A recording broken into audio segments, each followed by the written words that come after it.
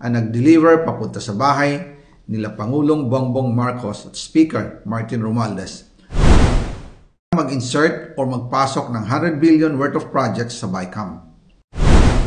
Sana po ay hindi nila ako mapatay bago ko mailabas ang lahat. Ginawa ko lang ang utos sa akin, pero ngayon, handa na akong harapin ang lahat. Ginagamit ng administrasyon ang buong resources ng bansa para tumahimik ako. That he will shoot me if I will talk. Gagamitin ako bilang panakipbutas sa kanilang kampanya laban sa korupsyon.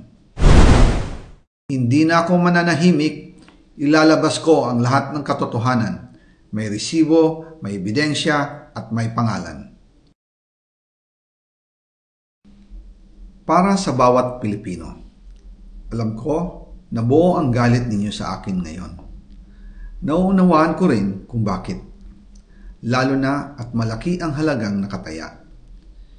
Pero bago kayo humusga, hayaan ninyong ipaliwanag ko ang buong katotohanan. Matagal akong hindi nagsalita dahil may direktang utos sa akin. Huwag nang bumalik ng Pilipinas at manahimik na lamang. Umalis ako noong July 19, 2025 para sa aking medical check-up.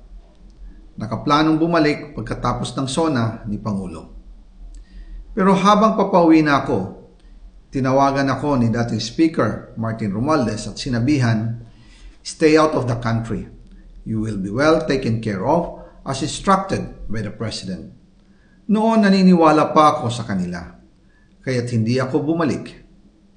Tumikom ang aking bibig, sumunod ako, pero ang hindi ko alam, ang ibig pala nilang sabihin sa aalagaan ka namin ay gagamitin ako bilang panakipbutas sa kanilang kampanya laban sa korupsyon. Ginawa nila akong poster boy ng kanilang sariling kasinungalingan. Ngayon, hindi na ako mananahimik, ilalabas ko ang lahat ng katotohanan. May resibo, may ebidensya, at may pangalan. Nagsimula ito nung tumawag si Sekmina Pangandaman sa akin nung nag-umpisa ang BICAM process last year, 2024. Ang sabi niya, katatapos lang ng meeting nila ni Pangulo at may instructions na mag-insert o magpasok ng 100 billion worth of projects sa BICAM.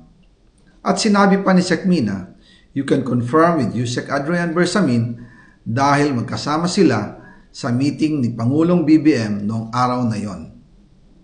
Tinawagan ko po agad si Yusek Adrian Bersamin at tinanong ko kung may instruction nga ba ang Pangulo na magpasok ng 100 billion during their meeting. Ang sabi niya ay totoo nga po. Right after our conversation, tinawagan ko po si dating Speaker Martin Romualdez at nireport ko ang instructions ng Presidente to insert the 100 billion projects. At sinabi niya sa akin, what the President wants, he gets.